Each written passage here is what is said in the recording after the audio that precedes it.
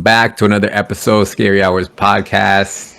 I am your host, DJ Los. I'm here with my two special friends, Shiva, Kailash, Shambho, 28-year-old spiritual meditation. Hey, given your title, spiritual meditation master, and Papi Chulo, Leo. What's going on, Leo? Chilling, bro. Happy to be here. It's been a minute. So all three of us in different places. I'm in the United States. She was in Toronto, from my understanding. And Leo, where you at? I'm in London right now. London. That's where that sexy accent is coming from. You know the vibes, guys. For all the ladies out there. Every time I post a video of some girl on my social media is like, who's that guy that you're talking? I'm like, bro, just answer. Send him a message. Yeah. So how's everybody been, man? It's been a while. Obviously, I've been in the hospital for 4 months, and Shiva, I don't know what you've been doing, traveling up and down the planet. Leo, you too. What you guys been up to? I'll let Shiva start. Yes, my friends, I'm in Toronto, Canada, my homeland. This is where I live, this is where I stay.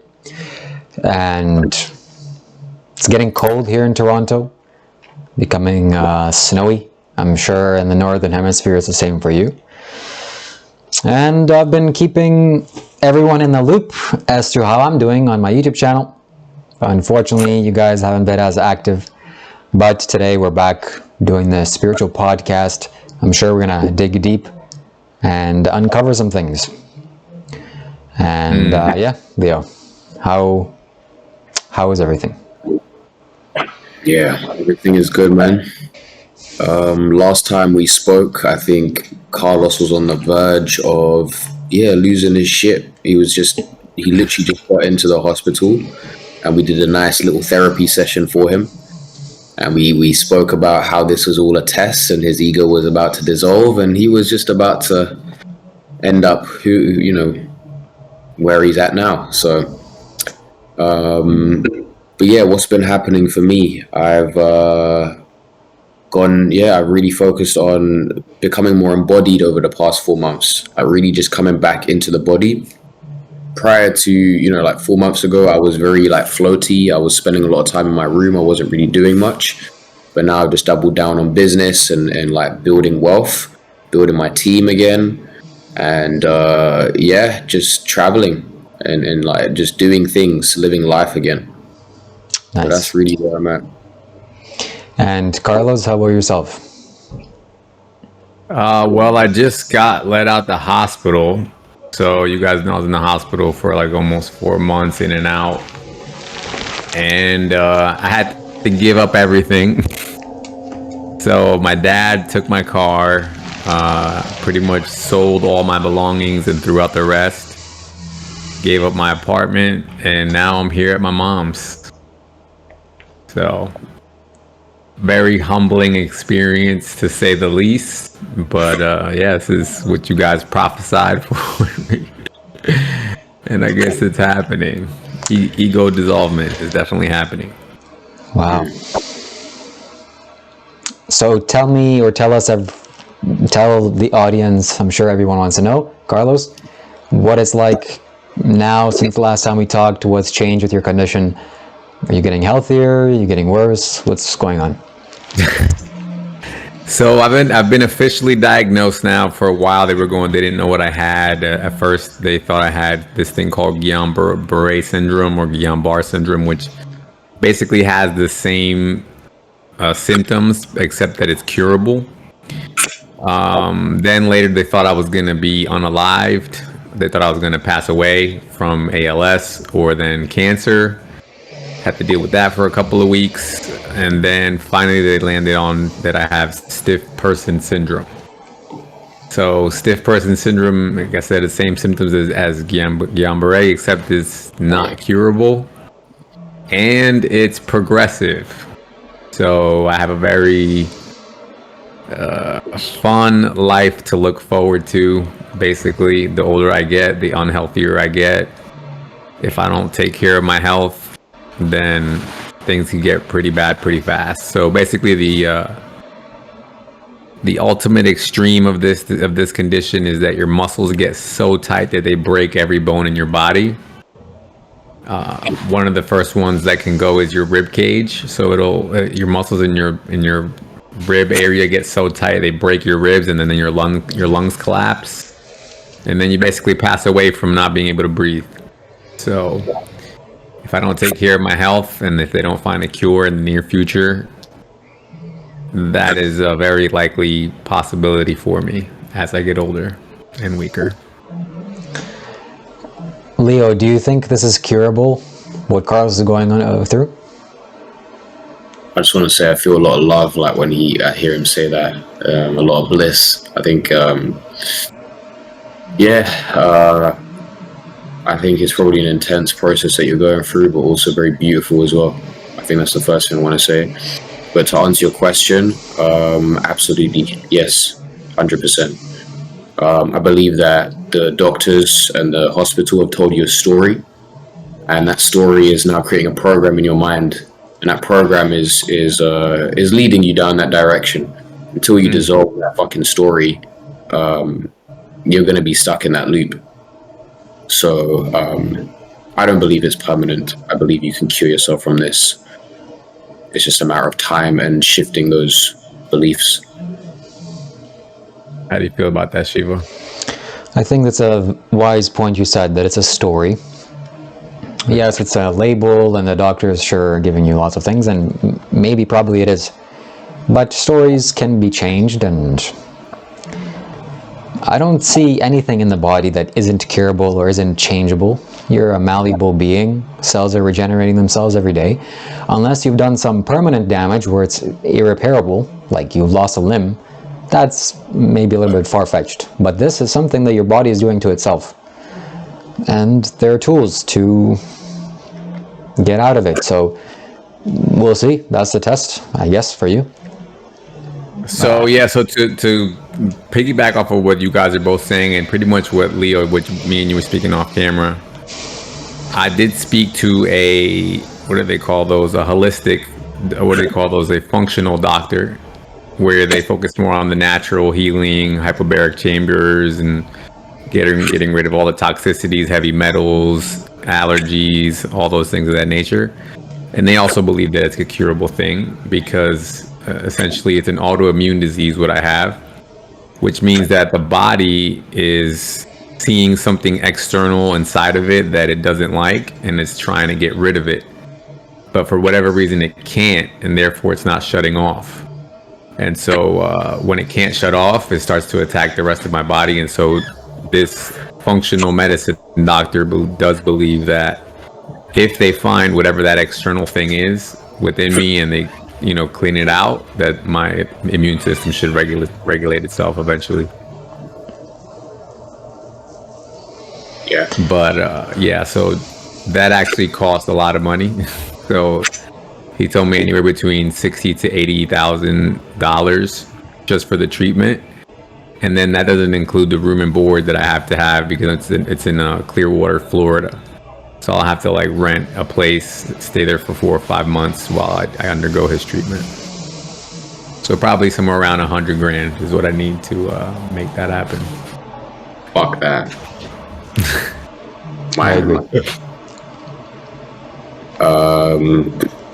Man, honestly, like, I believe there's a lot that you can do here and now. I think that you're going to be guided into sovereignty, meaning that there's nothing outside of you that is going to save you. You're your own savior. This doctor isn't the next messiah that's going to come here and just save your life. Nah, bro, you're good. I want to share. Yeah. Go ahead, Shiva. I want to share a story with you here that I learned during my time studying the Buddhist monks. This is a true story that happened recently to an English-speaking monk in an English monastery, a Buddhist monk. And they're living in a community, a sangha, and all monks living in the forest. And it just so happened that one monk became very sick, and he was bedridden. And for weeks, doctors came and people came, and he was not getting better. He was getting worse and worse, to the point where he was paralyzed, bedridden. He couldn't get up. People had to feed him.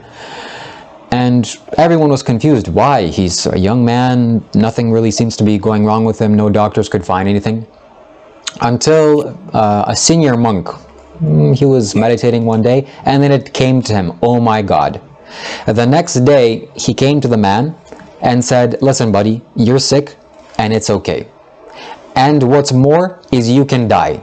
It's okay, you can die. Don't worry about it. No one's gonna miss you, everything is fine, death is a natural process, you can go now. That was the turning point for that man. The next day he was bright and awake. A few days later he was walking, and his illness was cured. So essentially what you're saying is that once he accepted the worst case possibility and stopped what do you guys call that? What do you guys call it in the spiritual world when you fight against reality? Resistance. Resistance. When you stop resisting and let go.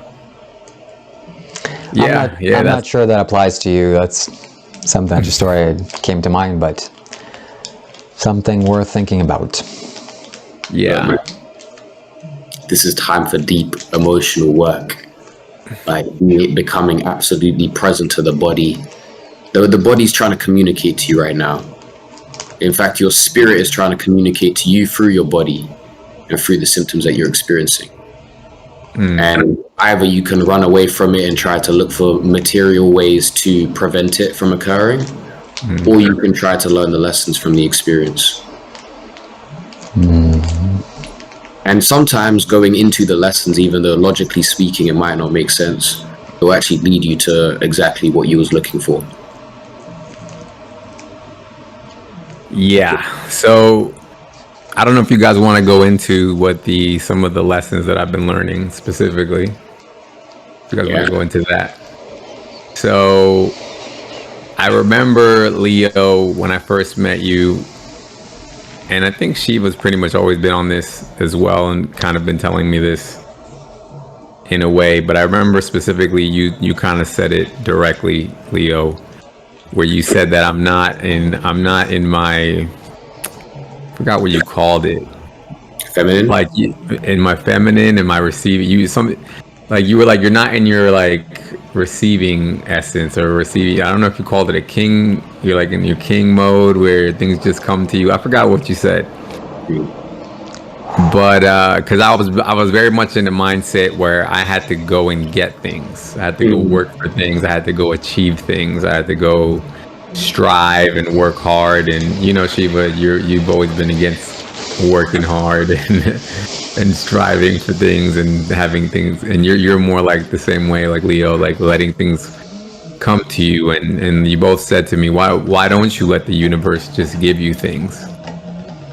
And that's, I can say, what I'm definitely going through right now. And it's a process that's almost making me sick. Like it's almost making me want to throw up sometimes. Like I can't even handle it.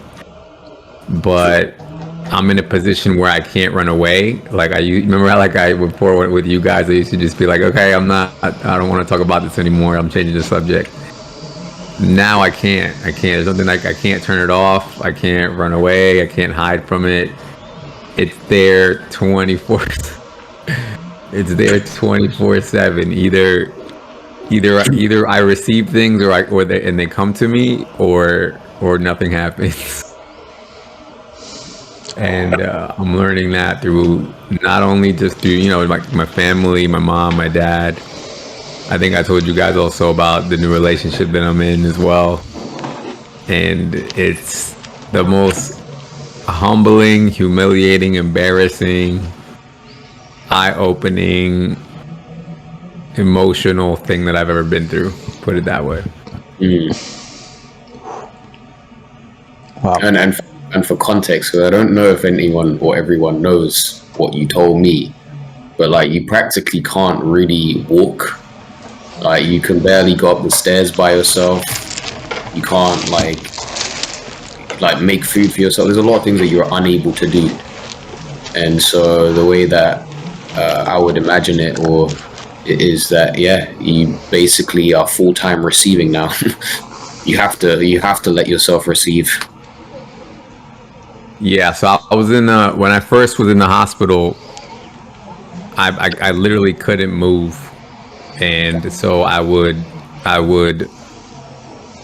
soil myself, let's put it that way, right? Urinate on myself and defecate on myself in my bed, and there was nothing I could do about it.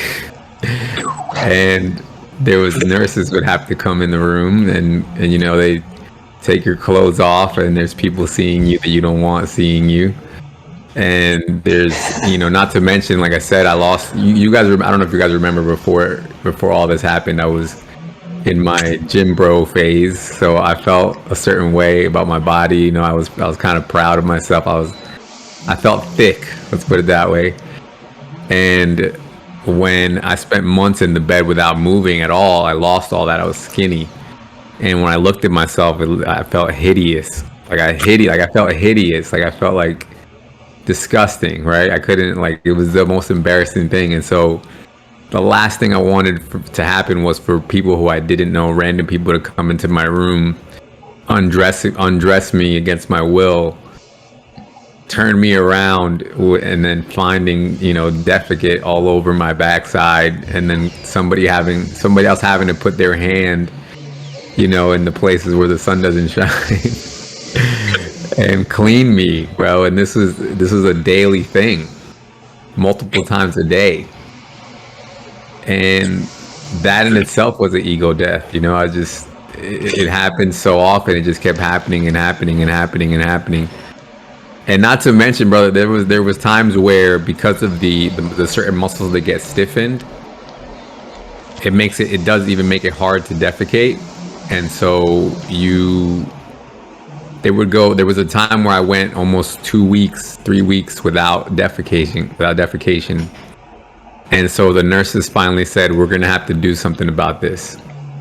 And I was like, what are you going to do? And so they gave me a bunch of pills for a couple of days that didn't work. Finally, a nurse had to shove a tube up my, you know, my bum hole. And then she had to shove her hand inside of my, you know, backside and grab the stuff out of my backside with her hand and pull it out piece by piece by piece by piece by piece by piece. And it was the most painful and embarrassing thing that I had ever been through at that time. I couldn't believe. I was mind blown, to the point that when it was over, because this was like a period of hours where this was going on. When it was over, I was just left in bed shaking from the pain and from the, like, emotional intensity of it. I was literally just shaking, like, you know what I mean? Just shaking in bed, just like I couldn't believe what just happened.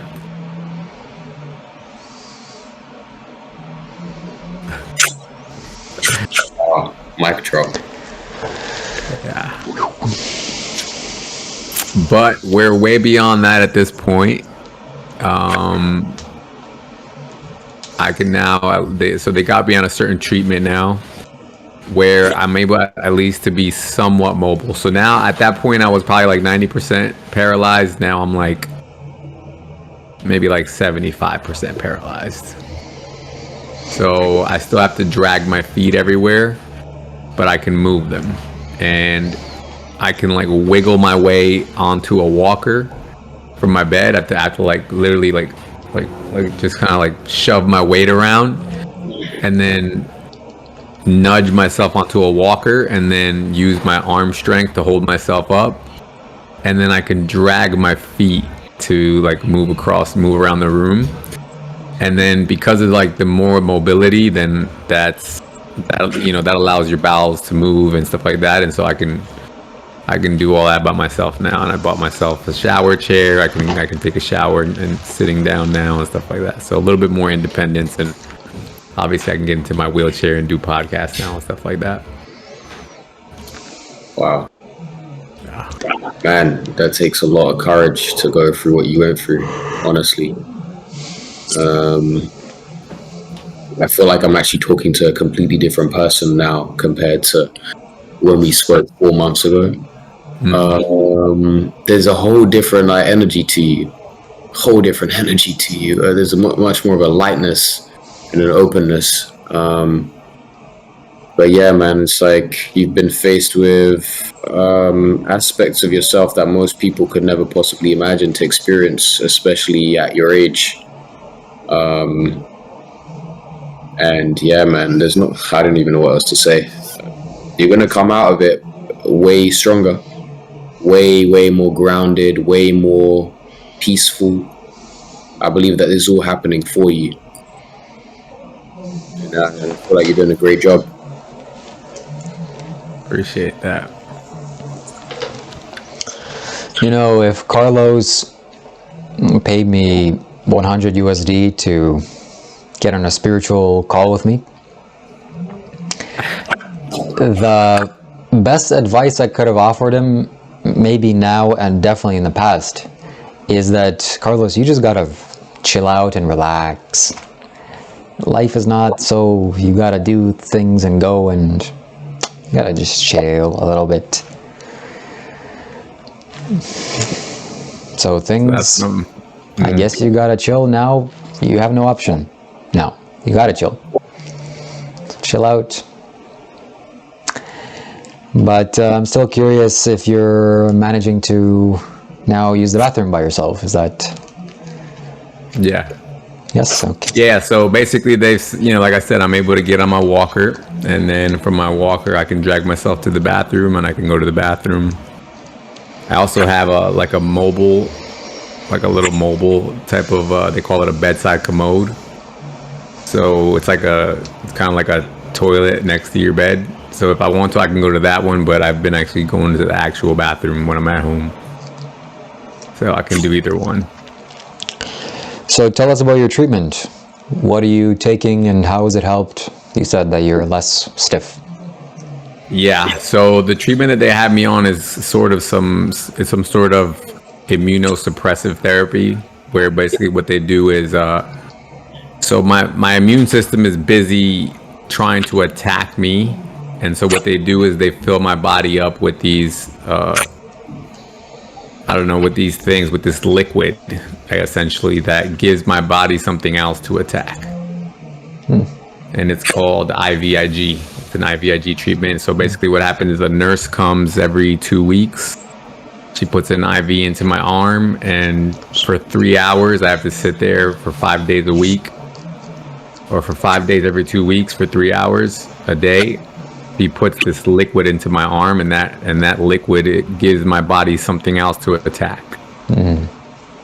And so while my body is busy attacking that other thing, it makes me looser because it doesn't attack my muscles anymore during that time. And then also on top of that, I'm also on a crap ton of muscle relaxers,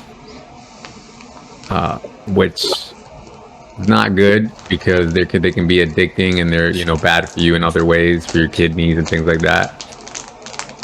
The idea is that over time, the liquid that they're putting into me, the IVIG, it should build up.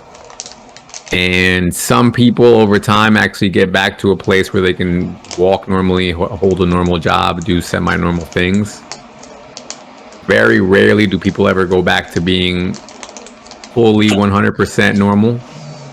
But even when they do, it's technically only for a matter of time, because again, the disease is technically progressive, right? So if I was to follow the Western medicine path and just do things as they say, the disease would continue. Like, even though I could potentially get back to semi-normal, it would only technically be for a short amount of time before eventually it would keep getting worse, and I'd have to take more muscle relaxers, more IVIG, until eventually there wouldn't be enough IVIG or muscle relaxers that could keep up with it, and then eventually the disease would basically run me over.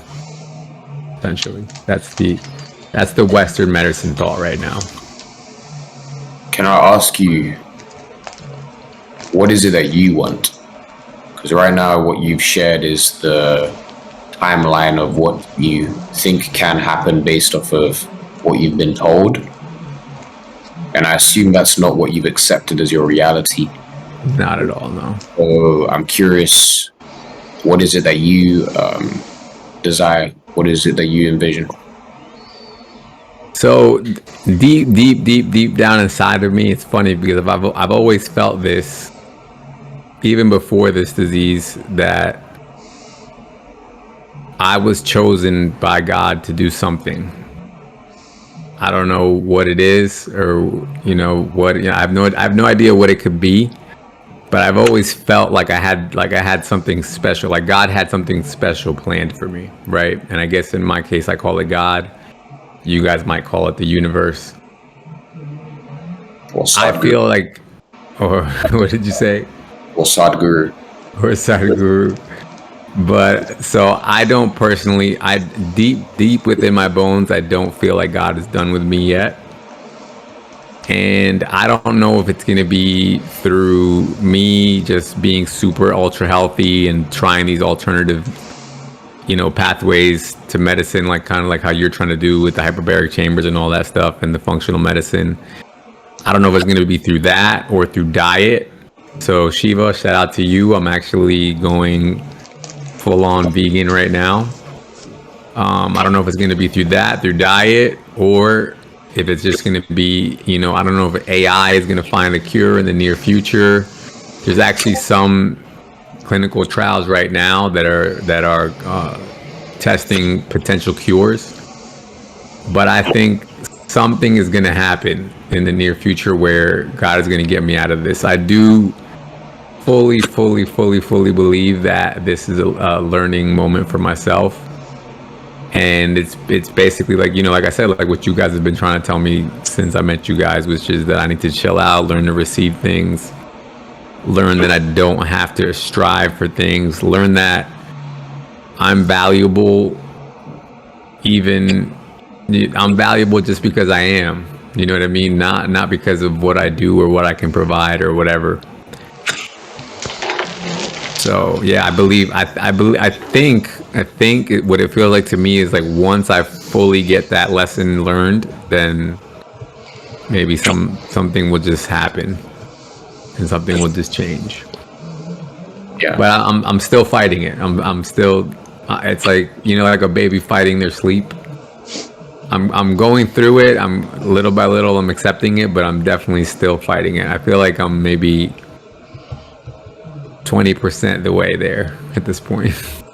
I had a vision when you said that of you like fighting this dragon, and then I had this new vision of you actually like working with the dragon and actually like learning how to fly it.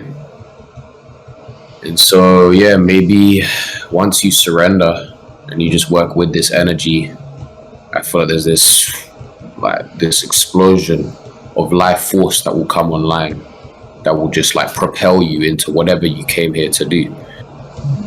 And so I don't think this is permanent at all, really. I say really embrace this and just fucking enjoy it to your full potential whilst you're here, man.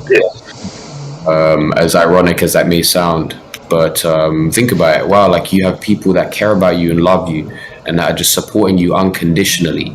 Not because of what you've done or what you've accomplished or none of that. People are just here to support you and love you. That's a beautiful thing to experience. Most people will never experience that. Think about the time that you have to just be and just chill without the need or the pressure to perform like you always have done in the past.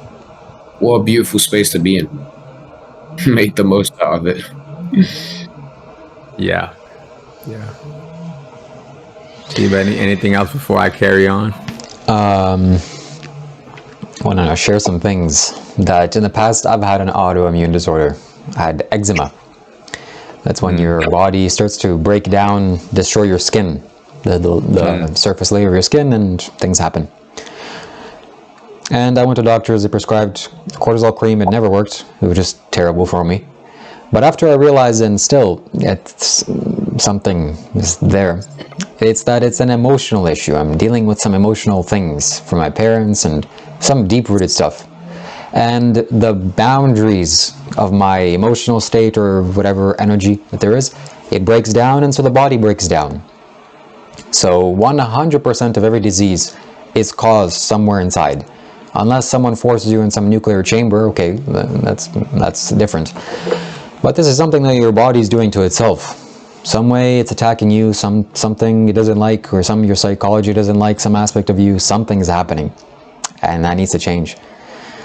So like Leo said previously, and like I've been saying to people, you gotta meditate. You gotta learn to close your eyes and see what's happening inside. Because a doctor is limited. He can only go and see your body and, oh, X, Y, and Z, but he doesn't really know. He doesn't know. You can know yourself better than anyone else because you are you. So what's inside of this has to be explored fully. So that's the challenge that I pose to you. You gotta explore yourself. I agree with you 100%. Actually, the doctor even told me that. One of my doctors, he was a very humble guy, and he told me at the end of the day, he said, look, Carl, at the end of the day, brother, he's like, your body can do stuff that we could never imagine. You know, he's like right now, he's like, for example, you have what we call an autoimmune disease, right? And he's like, do you know what that word auto means? Like why we use that term auto? And I'm like, no, what do you mean by auto? And he's like, when we say auto, he's like, we basically mean what it means to us from a scientific perspective is we don't know. Right? And so he's like, we don't know what's causing this inside of your body. And we don't know if it'll continue forever. And we don't know if it'll magically just stop and heal itself. We have no idea. The only thing we know is that we give certain people these medications, and some people can use that to manage. But that's as far as we can take it. Some people don't even respond to the medication, actually. Right? And then some people do. And it's just a huge mystery to them. And I fully feel what you're saying is true. You know, like it's about the emotions that you feel, right? Because the emotions that you feel create the chemicals that your body, you know, then has to deal with. You create stress, then, you know, you have this cortisol, right? And then that can create disease. And that's just one example. I don't know. I'm not a scientist. I don't know all of them, but I fully believe that, you know, if you have good emotions, good feelings, good whatever, good vibes, good karma, good whatever, you can see miracles through that. I totally believe that. And so the next thing that I wanted to touch on, guys, was the levels of this experience that I'm going through, the levels of the humility that I'm having to experience because of the different people. So it started off, I want to say, with you guys, right? I think you, Shiva, and you, Leo, to a lesser degree, obviously, because I don't know you that long, but you, Shiva, probably were one of the first people that I can say came into my life and accepted me no matter what. So as much of a a-hole as I've always been, you accepted that, right? And as much as I wanted to be hard-headed and fight you on every point, you accepted me, and you never ran away or shied away from it or let it scare you off like it did to so many other people that I've known in my life. So that was it was a good feeling, but it was like, you know, on a friendship level, so it wasn't really, it was kind of like skin deep, right? And I think Leo, you're kind of the same way. I don't ever see you going anywhere, regardless of what may happen to me, or regardless of what differences we make, because we've had our differences as well. I think we met on the fact that you wanted to call me out on some things, right? But I also don't see you going anywhere, and that's, to a certain degree, a little bit, I feel like the universe showing me that there's people that can be there for you no matter what. But again, it was very surface level, right? Then when I started going through this disease and I got to the point, like I said, where I couldn't move, then it was the nurses. I started seeing them as people. I'm like, these people are coming into my room having to smell my feces And I couldn't imagine being in their shoes. I was like, I would never in a million years do this. And then that humbled me, because I was like, wow, there's people that actually, I don't care how much they're getting paid. I would never do it. I wouldn't do it for $100 an hour. And I'm pretty sure they're not getting paid anywhere near that. And I was like, there's people that do this and they do it with a smile on their face, and they laugh with you while they're doing it, and they ask you how your day is doing. And that was another level, right? And then there was my family members, my mom, my dad, also coming into my room and also doing the same thing sometimes, like when the nurses weren't there, them having to do those sorts of things, them taking on those responsibilities. And that's when it finally started to penetrate. Because again, now I'm looking at it like even less, like, you know, my mom's not getting paid to do this stuff, right? The nurses and doctors, they're getting paid. They're getting paid, at least they're getting something out of it. My mom's just doing it for pure love, right? And my dad, whatever things he did, was also for pure love. So then there was that, and it was again very humbling. That started to cut me. That started to really break me down. And you know, I cried many nights whenever everybody would go away. I would just think about what they were doing for me and how I would never do those I would never do those things for any of them. That's where I was at my point in my life. Like I would think to myself, I'm like, would I do this for this nurse? No. Would I do this for Shiva or Leo? Hell no. Would I do this for my mom? I'm like, I probably wouldn't even do it for my mom. I definitely probably wouldn't do it for my dad. I'm like, I would find a way to pay somebody to do this. There's no way I'd do this myself. But as I saw them doing it for me, I was like, there's something wrong with me, right? There's too much ego there. Like, who do I think I am that I wouldn't be able to do this for them, right? And the more that they did it for me, the more that broke down. And eventually I got to the point where I said, you know what? I have to do this for them one day. You get what I'm saying? Like it turned into this thing where I was like, I have to. This is part of life, essentially. And then, like I told you guys, then recently, like I said, a girl came into my life, and that one I think is the one that cut me the most so far. Because now this is a person who's not only is she not getting paid, she also didn't give birth to me. And she's still doing all those same things. And literally she has no benefit from it at all. She's getting nothing but problems out of it. And that one is cutting me the deepest out of all the levels that I just gave you. Because I'm basically, imagine Leo, imagine Shiva, basically a girl that to you in your eyes could be with anybody, right? And yet she's choosing to put herself in a situation with a paralyzed person who even she's cleaned me sometimes and seen me in my, little skinny, ugly, hideous state that I keep putting myself in. And yet she still looks at me as if I'm the most attractive, beautiful thing that she's ever seen in her life. And she says that she loves every second of everything that she has to go through with me, the cleaning me, or the fact that she has to carry me sometimes, or the fact that she has to sometimes do like make my food, whatever, anything. And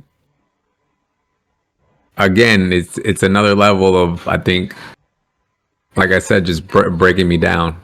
And all the other ones I think I've come to accept for the most part. But this last one, like I said, with the girl, it's that one I think is the final dragon for me, where I find myself running away from it sometimes. Like when I see everything that she goes through and I see myself as putting her through it. I feel like I'm putting her through it. And I'm like, what kind of a man puts a woman through something like this, right? As a man. Like a man doesn't put his girlfriend through things. A man helps his girlfriend through things. And so I find myself sometimes wanting to run away because to me it feels like I'm taking some of the load off of her. You get what I'm saying? And so instead of it like that's that last thought, like that last part of, instead of just accepting, because she seems so happy when she helps me, and then when I run away, she's like, "You're hurting me when you do that." And it's like, instead of just accepting it, I still fight that part. And so I don't know if you guys want to say anything about that. Maybe you guys can tell me how I can get rid of that final dragon.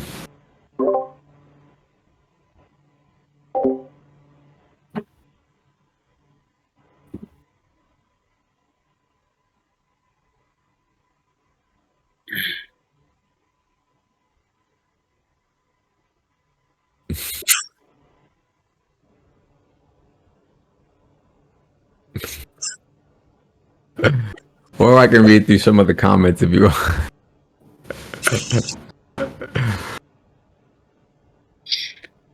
I mean,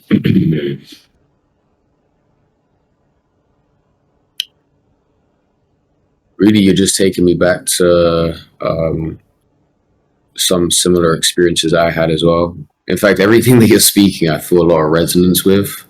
I think I've briefly shared in the past of you how I used to go out to nightclubs every night and try to pull women and bring them back to my place. And I tried to steal women from different guys, on nights out. Like, I was just in my full ego mode.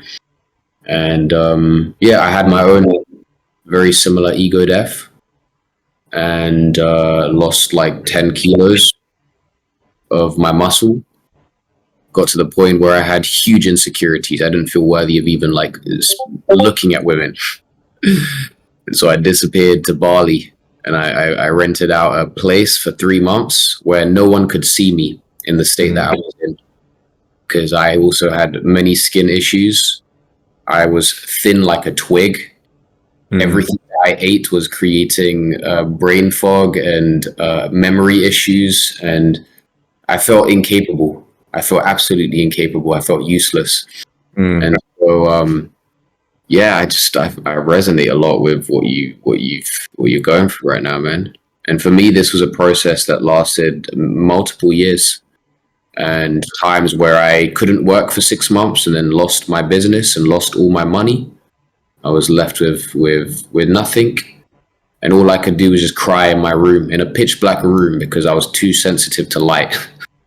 And I remember crawling to the shower at times. Oh man, I went deep in it, and so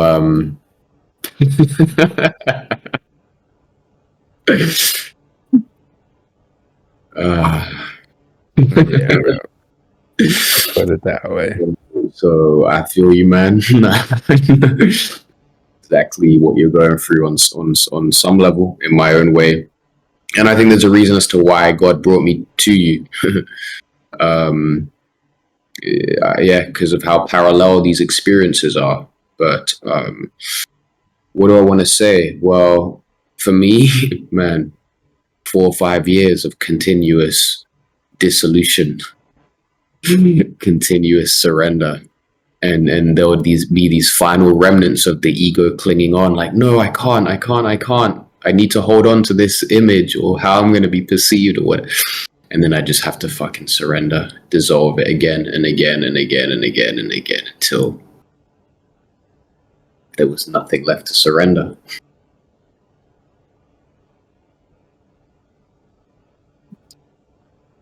Yep.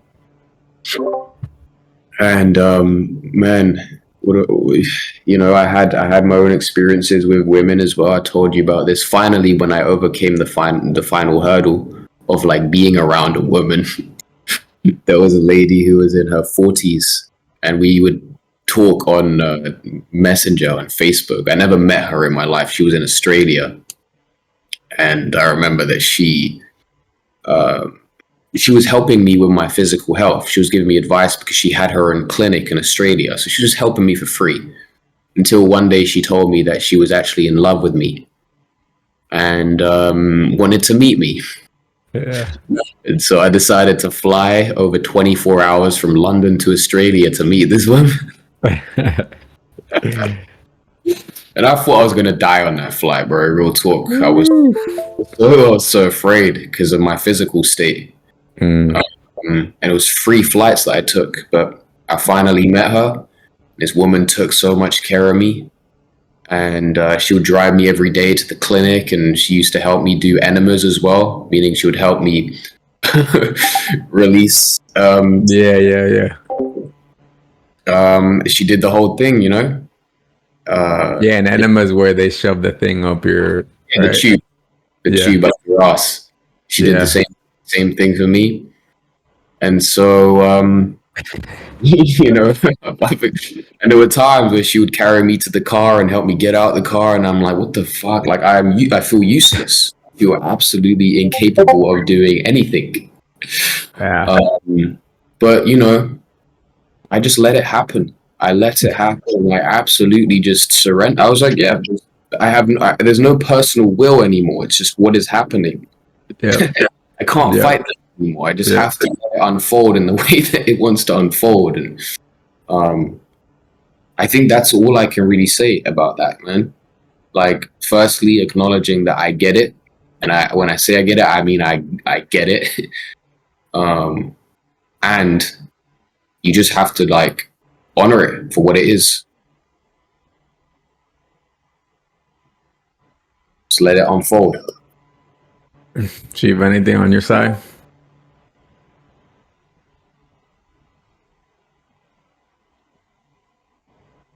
Ah, sounds good.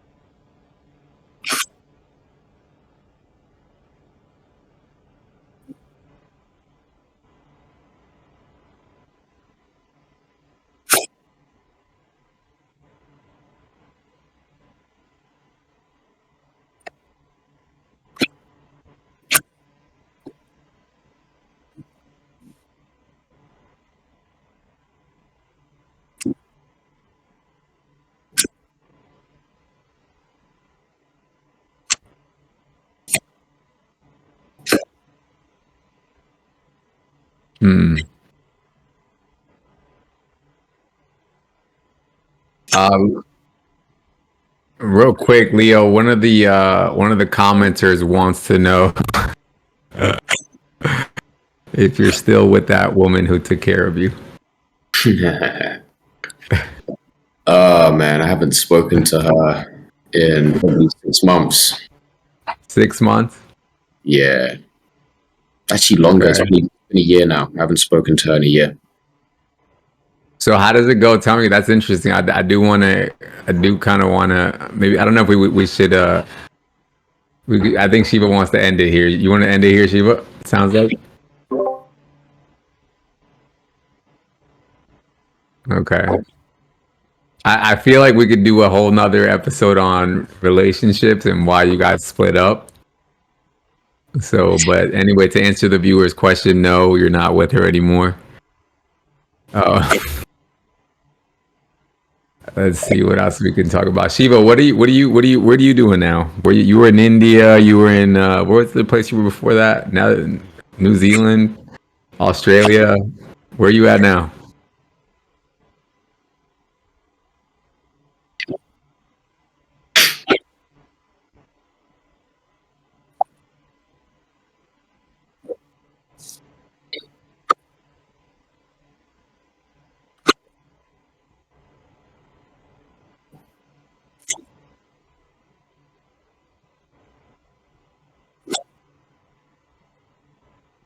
I gotta say, Shiva, one thing about you while you're on that topic, your speaking has gotten much better, much more powerful.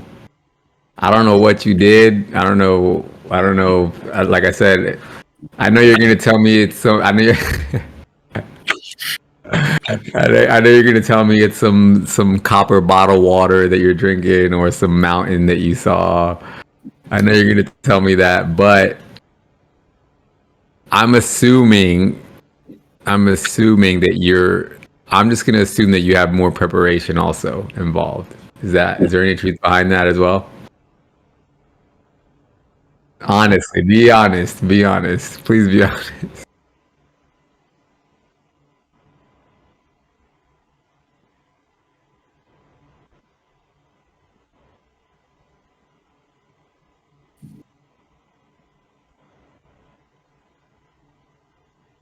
Okay.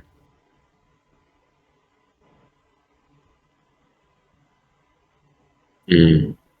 So for anybody who doesn't know, can you tell people what Kailash is real quick?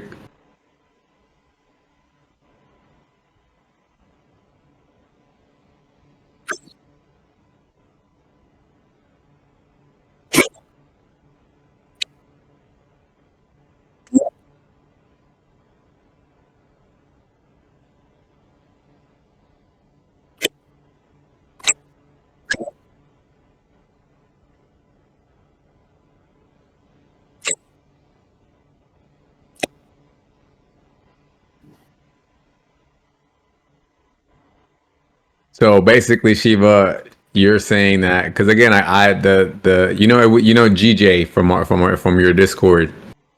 He reaches out to me every once in a while and we talk and whatever. And he was the first because I really had stopped watching your videos. Honestly, you had gotten on my nerves so much with all your like every time that I kept getting worse. That like I started stumbling, and you were like, "Oh, you need to drink this copper bottle from Sadhguru, whatever." And I was like, "Oh my god, this guy's so annoying." And then I got to the point where like I was completely paralyzed, and you kept telling me, "You need to go, you need to just meditate, and you need to hum, and you need to close your eyes, and you need to buy this picture or some spiritual thing." And I got so annoyed because I kept getting so bad at to the point where like I thought I wasn't gonna be alive anymore, and you just kept saying these things, and I was like, oh my god, so I stopped watching your videos. But GJ reached out to me, and he was like, I don't know what happened. He's like, but Shiva, his speaking has gotten powerful.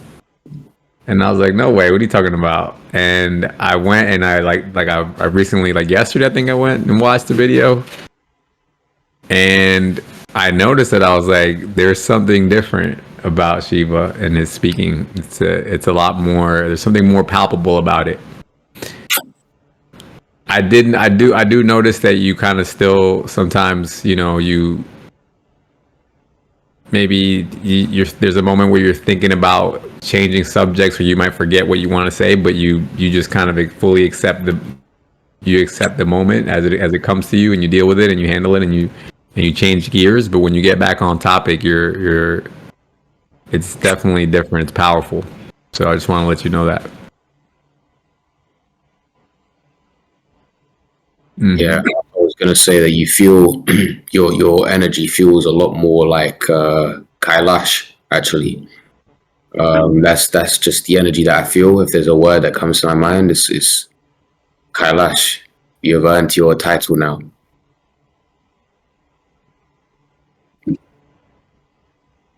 So, Leo, what about you, Leo? Talk a little bit about what you've been doing and what you've been up to.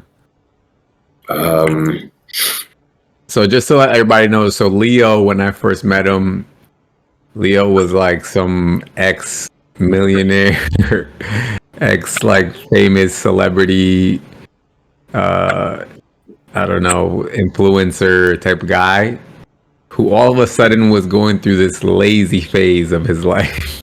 I think, how long did it last, Leo? Like 6 months? Oh yeah, around 6 months. So Leo was this guy that I didn't understand because I saw his following, and I saw the people that he was in connection with, and it didn't make sense to me because I'm like, "What are you doing now?" And he's like, "And you're like, I'm not doing anything now. I'm chilling. I'm sleep." I'm like, what are you gonna do the rest of the day?" He's like, "Nothing." He's like, "I'm just gonna just relax, and I might lay around and eat some food, and then maybe go to sleep." And I'm like, what?" I'm like, "Who is this lazy?" I'm like, "How did he become this person that I like? I can tell who you were just from seeing your videos, but it didn't make any sense to me." I'm like, now you're just some lazy guy on this spiritual path, and you want to be a guru? Like this is weird.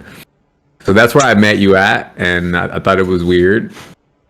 But as far as I know now, you're back on your journey, I guess. Yeah. Wow. I mean, look, around the time when I connected with you, I'd obviously given away my company. It was like an act of renunciation, and I gave away a lot of assets as well, multiple figures worth of assets, and then my company, which was multi seven figures at the time.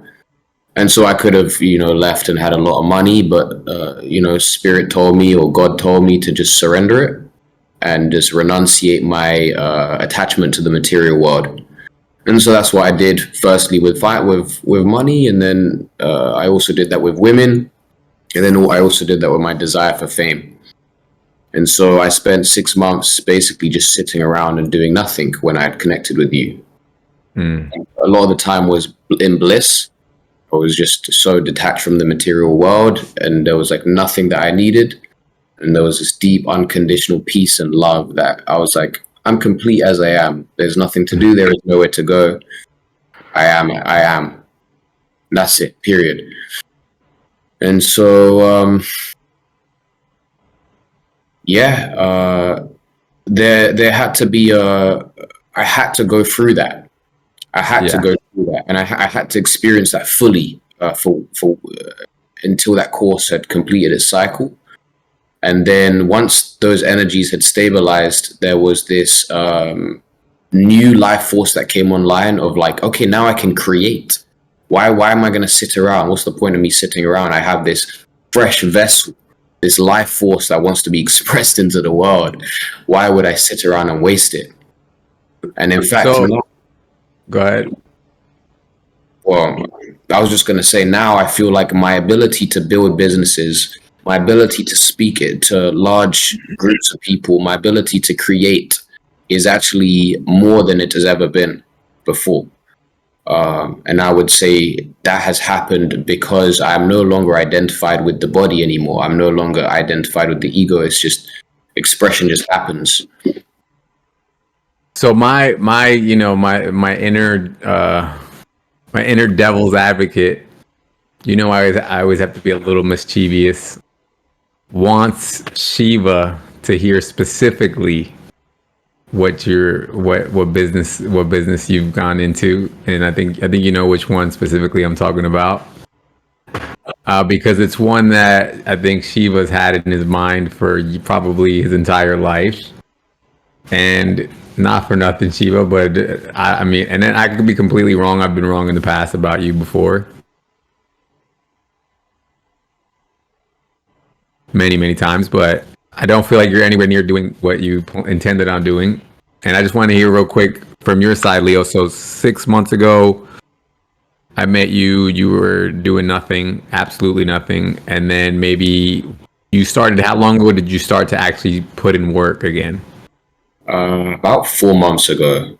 So 4 months ago. 4 months ago, you actually started to try to do work and business, right? Yeah. And can you tell me? We spoke about this off camera, but what is?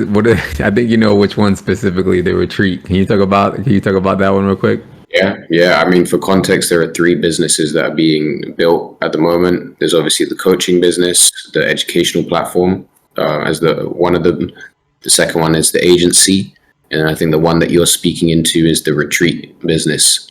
So basically, people pay me and my business partner to live with us or live in our space for a period of like 5 days on average, and pay around $2,000 to $4,000. to basically learn from us and just receive our energy, our time, our knowledge. Yeah. So you've been able to do that within a matter of, you said, 3 months? Yeah, yeah. I mean, I give a lot of credit to my business partner as the face of that business, and me as his business partner to support facilitation and everything. But we did that in a very short period of time. Last retreat was sold out. We had 12 people attend. Next one is in Guatemala. That's going to be next month, actually in 3 weeks. Mm. And yeah, we trust that one's going to sell out as well. But yeah. So one thing I like to say that you just that came to mind when you were speaking is like you said, the your business partner, the face of the business, and then you're a business partner, and so you're not the face of the business, I guess, in that case. No. So I think one quality about you that's different that I would say about between you and Shiva is Shiva's more of a lone wolf type of guy.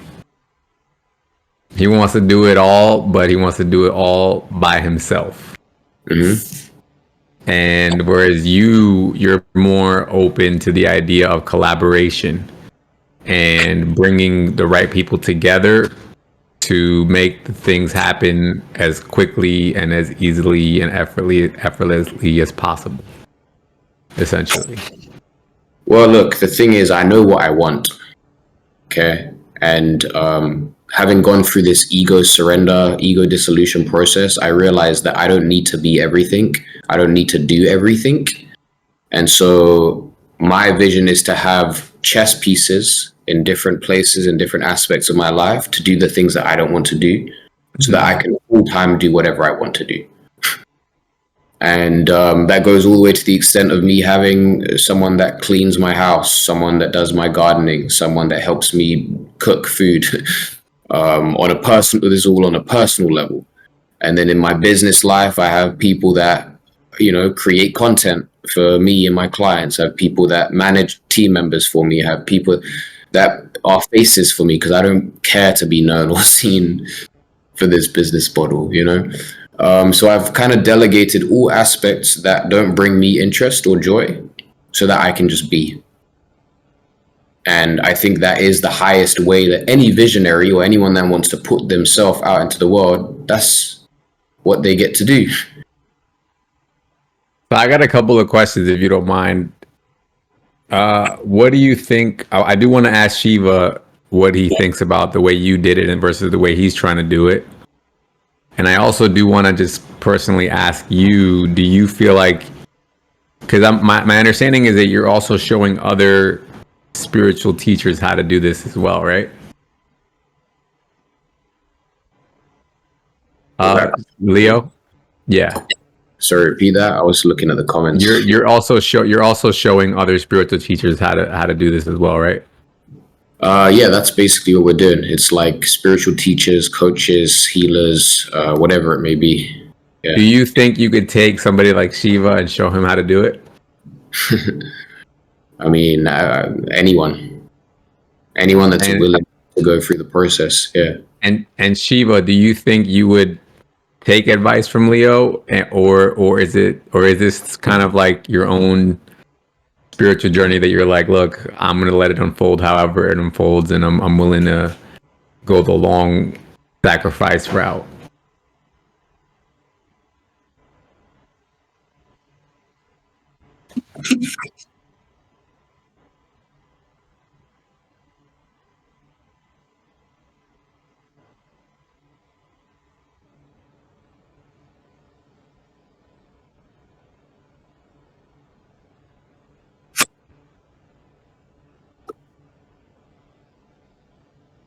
We're not even talking about. So I'm not even gonna assume anything either way. Regardless, that's between you and Leo. But I'm just speaking from the sense of just friend to friend.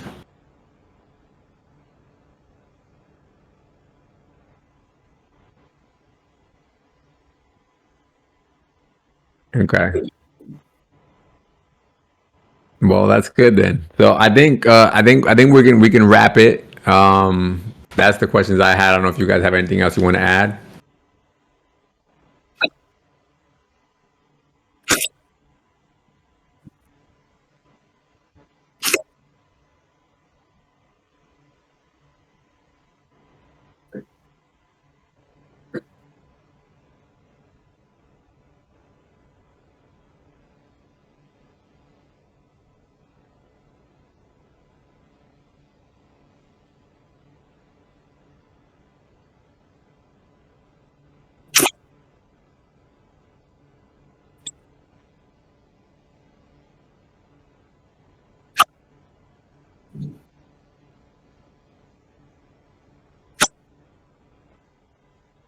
Oh, one other thing I did want to ask you, Shiva, just if you could touch on it briefly.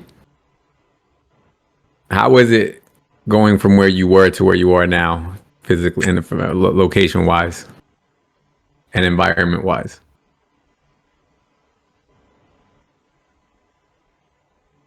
Okay.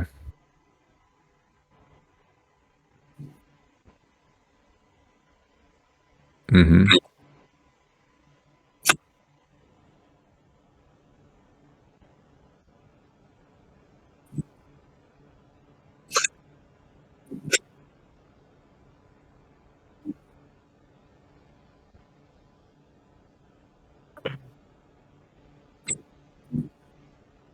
Nobody's taking a dump in the middle of the road. So when I first met Shiva, he hated living in Canada, and now he's saying he loves it. So it was a good experience for you. All right, so good. So I guess on that note, we'll wrap it. We still have people in the comments that want to hear about the relationships that we spoke about, Leo, and also the relationship that I spoke about, and I guess any relationship concepts that Shiva might have. But we're gonna say that for the next episode. So we'll make the next one, I guess, about more about relationships and how they began, why they never began, why yours ended. Because I am interested, Leo, in how you meet somebody who, basically walked you through an ego death. How do you end up leaving somebody like that? Because, I'm currently in a situation where I couldn't imagine leaving this person that I'm, because it's like, damn, the stuff that she's doing for me is like out of this world, right? Mhm. And so I am kind of interested in hearing how that fell apart, and apparently the people in the audience are too. They want to know how that possibly fall apart after how deep it was. So Yeah, next episode. we'll say that for the next episode.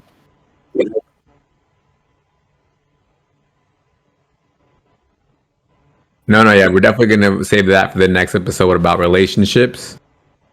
On that note, we're gonna wrap it up. This is once again Scary Hours podcast. This is DJ Los, and I'm here, Shiva. If you want to share where people can find you and a little bit about your services.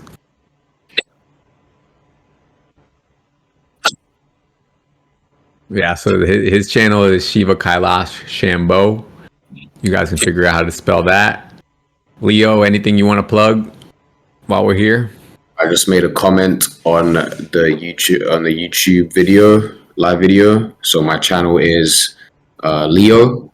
I think it's at Leo Awakening on YouTube. And so if you want to connect with me there, feel free to connect. I'll be making more videos from here onwards. And appreciate being here. All right, so we're going to wrap it on that note, guys. I appreciate everybody for joining, everybody who watched, everybody who commented. Make sure you hit that like button for me, please, and also hit that subscribe. We will catch you guys on the next one.